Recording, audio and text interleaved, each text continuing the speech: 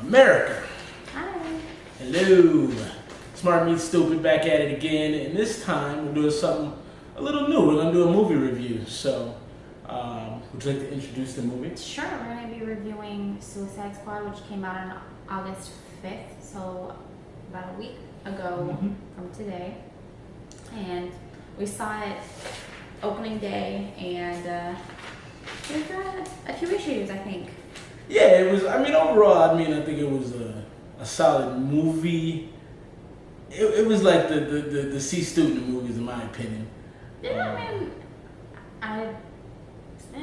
we got the matinee price, so it wasn't bad. So that's a note to you. Major key alert. Do not pay full price for the movie. Let's get into the characters though. The cool part about the movie was there was a lot of very distinct and actually kind of cool characters. And DC has a lot of very cool characters. The one thing I don't like about DC, and the same thing with Marvel, is that they have so many characters. I feel like the guy who can switch on a light is a character. Right. Yeah, and the bad thing about DC is they don't know how to interweave these characters gracefully and give them a real solid backstory. Suicide Squad was a little tough because it felt like they just jammed all these characters at you at once, and you're kind of like... Oh yeah, the first 20 minutes of the movie, they're just introducing, their characters, which is great, because if you don't know who they are, it kind of gives you some backstory, but 20 minutes? I think it was more like 35 minutes. It was actually. a while. It was a while, yeah. So we're gonna go down a list of characters. We're gonna talk a little bit about who played them and kind of what their strong suit was. So the first one's Amanda Waller, played by Viola Davis, and she was incredible. She was mean, man. She was like, ugh. She's a great actress, anyways. She's anything she can play in. She played in The Help, which was amazing. Oh yeah. And she's a great actress. She's been a great actress for years. Yeah, but sure. I didn't like her character. But that was the point. Yeah, that was the point. But she was great. She was solid. Probably one of the better of the characters. The whole movie, yeah, for sure. She was definitely, one of the top three for sure. Harley Quinn. I love Harley Quinn. I've always loved Harley Quinn. Harley Quinn's a cool character. She's fun. I think just because she's so batshit crazy, and I resonate with that a lot. Well, I think the majority of women do. I'll probably get attacked, but it's true. And so Margot Robbie played her, and I love her. She was in Wolf of Wall Street. She was in a couple other. She was in Wolf of Wall Street. She was. Focus with Will Smith, obviously. Yeah. Which is, I thought her performance was excellent. I agree. I thought to nail Harley Quinn, she did it on the T. She had the Brooklyn accent that Harley has. She was crazy, but she was also very loving and very kind of friendly. She did it well. I loved, because I saw an article that someone wrote about her, that she went, and she looked at Harley Quinn in different costumes and stuff like that, and different cosplayers, and she kind of, took inspiration from that and got with the designers. And I love that. I love when people get into their character and they do it justice, and I definitely think she did. So Captain Boomerang was played by Jai Courtney, who is your favorite from Spartacus back, in 2014 or something like that. I think it was 11. Was it a little sooner than that? Yeah. He's a cool dude. Hasn't always played the best roles. A Good Day to Die Hard. I don't know what it is. He just, I like him a lot. I think that he can act. And he was good in this. He was funny. He was, kind of jokey. He didn't get enough screen time, in my opinion, for the caliber of an actor he is. But, I like him. He did well. I don't think that his character could hold his own movie for sure. Yeah, no. I think he's one of the side characters, but he definitely is. But I would put him in another film. Oh yeah, no. You can't feature him. But he's like the Ant-Man of DC.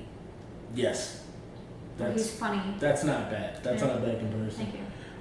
Enchantress, Cara Delevingne. I think that's her last name. I love her. She was cool. She was a cool character. She said Enchantress, and she slips into this evil demon kind of, it was actually pretty cool. What I didn't like is there's actually a scene where she's kind of possessed and she's talking to the Suicide Squad, and it was a little cheesy, the voiceover didn't work right, and what they were trying to make her do was kind of... But the CGI of her, yeah, the CGI was dope. Was really good. I liked it, and it just... And they bring in her brother as well, which is kind of cool. He's really cool, CGI'd out. And that was pretty fun. Yeah, no, it was good. The movie did look good overall. It was astounding to see. Yeah, I would agree with that. Visually. Deadshot. I like Will Smith.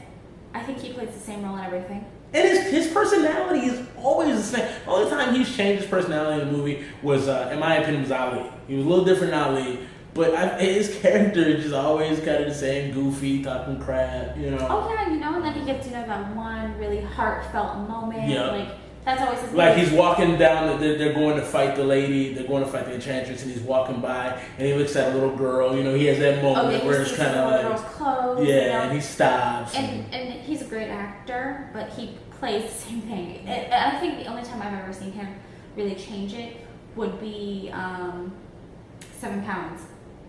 Yeah. That was good. But it was still heartfelt. The Pursuit of Happiness too. He really kind of. Still, I feel like that falls along the same lines of. Sorry if I just went up a frame. Then Rick Flag, Joel Kinnaman. Rick Flag was a good character. I mean, yeah, he was beast. Yeah, the scene where he walks back into the bar, like where they come, we don't have nothing to do with you. Cheesy. It was cheesy, but it was good though. Like it was a good scene. No, I didn't. I don't know. I thought the movie was actually pretty cheesy. Like, it was some of the lines, cheesy. it wasn't written very. Yeah, well. Killer Croc, Adewale. He's got a long last name. You had it down. I had it down a second ago, and I'm not going to try to reproduce it out of respect for my man. I thought he was a cool character. First of all, I love him in The Hunger Returns. It's one of my favorite movies in the world. Sidebar. Which isn't a great movie either, but I still love it. Double sidebar. I loved him in the movie. I wish we got to see a lot more of him just because he was like a fun character. Yeah, he was like swimming in the water, beating the heck out of dudes, eating whole pigs. Like that was fun. And then that scene, he goes, "I'm beautiful." You know, like he was fucking too. I'm beautiful. Yeah. I think he was a good character. They really should have featured him more. Katana, I believe it's Kara Fukuhara. She was kind of cool with swords and all. She was very cool. She was too much though. She was extra, you know. Yeah, she was because she was crying to her sword, which I guess her husband's soul is in there, and I wouldn't care. Don't trap me in a sword. Just let me go. Depends what you do. Just let me go ahead and go. Depends what you do. All of that. Yeah, she was a bit much, and just I don't feel like she was necessary. Yeah, she was too much. Jay Hernandez played El Diablo, which I thought was the best character. I in the agree. movie. He was just a badass. He was a badass. Like at first, like he wasn't doing much, and then when he turns into the devil, and he was just. Well, and he had these cool graphics where he could like spell things out, like he says bye, get out. Oh yeah, he can do his wife in his hand. I mean, he was a good character, and I think that they could definitely build a movie. They could put a movie on him, and he actually had what could have been a cheesy moment where spoiler alert. He kills his family because he has a bad temper. But like the way they played it out, he did a great job. And he's been in Gang Related. He's been in Crazy Beautiful. He's a veteran, but he was probably one of the better parts of this movie. Jared Leto, the Joker. I have said this before the movie even came out. I think that he's going to be a really good Joker. I think we discussed it when the 90s animated series, who played him, what was his name? Yeah, everyone said that he's really close to what he portrayed in the cartoon, and I think, he's not trying to outdo Heath Ledger in what he did. He's not. He's bringing a whole new side because obviously he could never do that. Yeah. And I like the goofy but really dark Joker. So I hate the laugh. I'm not a fan of the laugh. And I know he's got to have the laugh because that's the Joker's trademark. I love they brought back the green hair. They brought the green hair back. And they made him a little more mobsterish. He felt to me like a mob boss. Even in the cartoon, the Joker was a mob. Everybody following him. My thing is, why did he get no screen time? Do you see? I need answers, man, because he got literally 7 scenes. They said that at most it was like 25 minutes that he got in the movie. And he didn't talk that much. He didn't. And it was really disappointing. I thought that they were going to have him be more a part of the Suicide Squad. And you see the trailers and you figure it's all about him, honestly, right? Yeah, and it really wasn't. He was just trying to find Harley Quinn, and she's down for a dude that doesn't want. Anyways, that's a whole different story. Yeah, they got some craziness. But I feel like they can't put him in that movie because it's still Batman is still new. The new one with Affleck, it's still very new. I agree. And we read a couple articles where they actually cut out a ton of the Joker scenes, and I think what you said is spot on, that they don't want to overkill it early. They really want to leave him as kind of a mystery for when the Affleck Batman actually kind of takes off. That path. And what about Affleck? That was kind of cool. They put him in it. I think again, this is where DC falls short, is where they don't build their characters correctly. They just slam it in your face like Batman versus Superman. like obviously we all know the story of Batman and Superman, but like Henry Cavill had all of 4 lines, and and Batman, terrible. I feel like should have had his movie leading up so Ben Affleck could, kind of form himself to Batman and let us see what he's going to do with Batman. He hasn't had a chance to actually develop his version of Batman, and I gotta say, Christian Bale will forever be the best Batman to me. So, in my opinion, Affleck's got a huge shoes to fill. And I think he knows that, and I think this was a good play by DC to kind of interweave him into something else, let him act a little more, It was exciting for the crowd, too. Like, and it was I cool was to very see excited him. to see him in the movie. He appears briefly when he arrests Deadshot, and then at the very end where he gets killed he gets killed in a vision that Enchantress creates for Deadshot.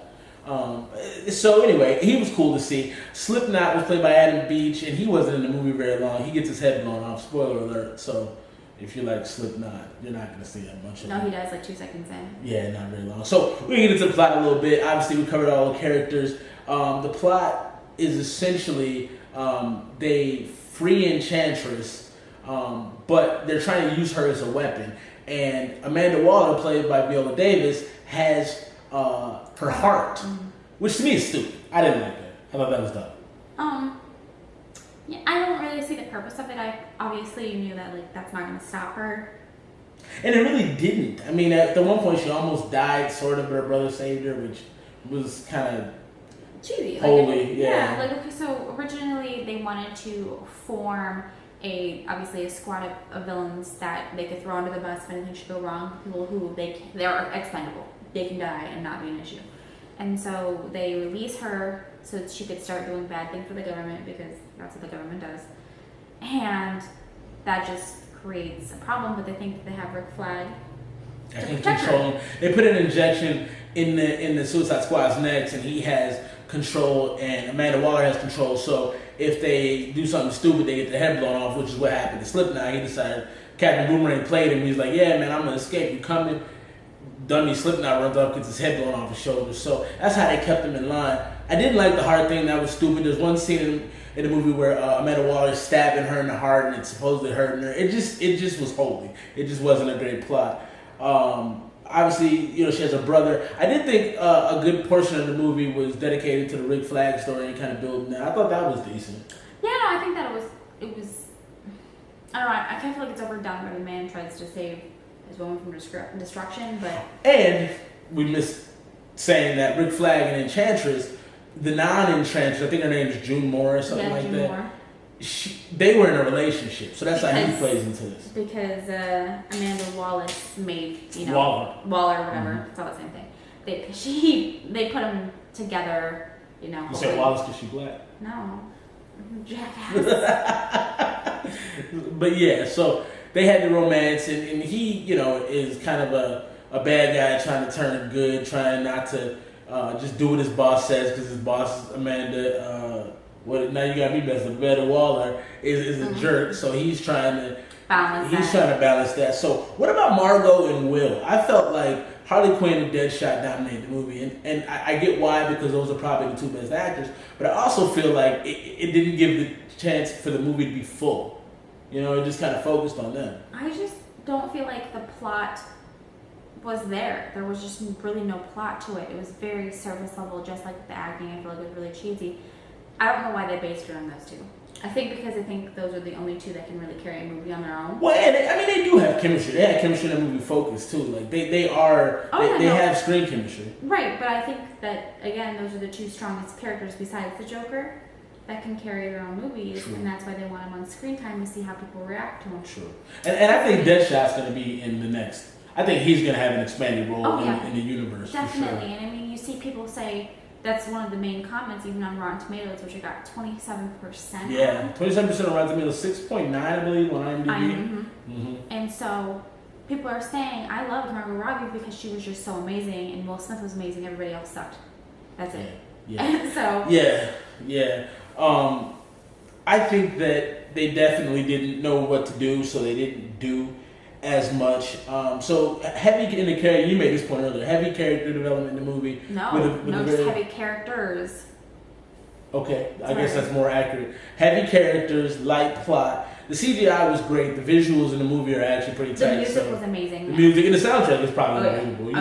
They got Imagine Dragons on there, Lil Wayne, Wiz Khalifa, Rick Ross, and that Purple Lamborghini or something. Yeah, I like that. And my favorite part of the movie, like I said, was El Diablo. I thought he was magnificent. I think they need to build a movie around him, give him a story. There's a scene in the movie where he's in a prison yard and he like burns a bunch of inmates who are trying to fight him. I didn't like that part. No, I wanna. It looked really terrible.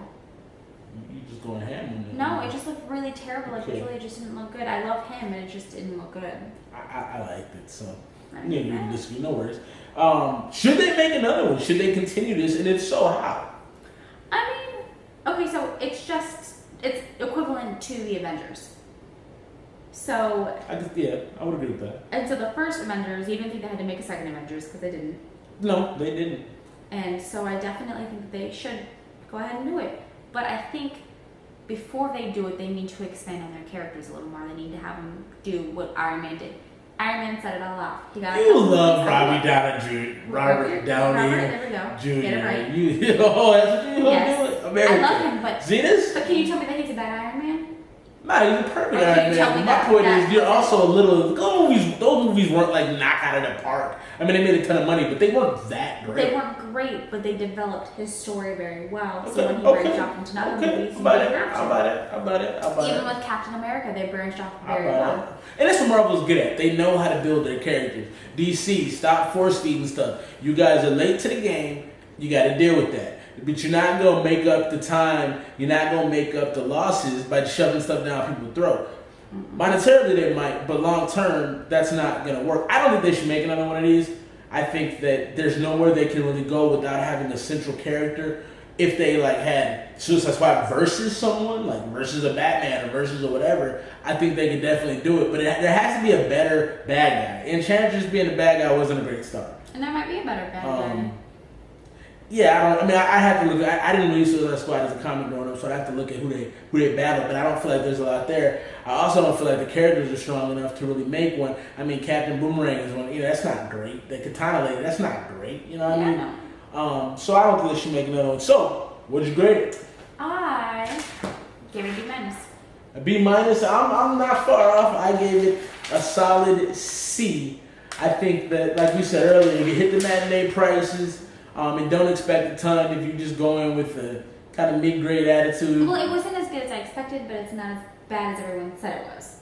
Yeah, I think the Rotten Tomatoes score is a little harsh. I mean, you give at least a 50%. It wasn't god-awful. Well, I mean, you get these hardcore comic book fans or wannabe comic book fans. I mean, they just go in on every little thing, and it's like, it is a movie. It's supposed to appeal to the mass. Like, you have to go into that knowing that that's what it's for. I think it also suffered from the fact that like a Deadpool was so successful because Suicide Squad tried to ride the PG-13 rated R line like that, and you might as well just make it rated R, make some real bad crude jokes, and make it more fun. And they chose to kind of ride the line so they can make more money. I don't think it was a hit. I don't think they should do another one, but I do think if you bored on a Saturday afternoon and it's at the Red Box, go ahead and grab it. So, Smart Me Stupid movie review for you. Suicide Squad. Check it out for the matinee prices. Let us know what you think of this video. And if you want to see us review more movies, we'd love to hear about it. Like, comment, subscribe. Links will be below to give you a little info on the Suicide Squad. And we're out. Bye. Good.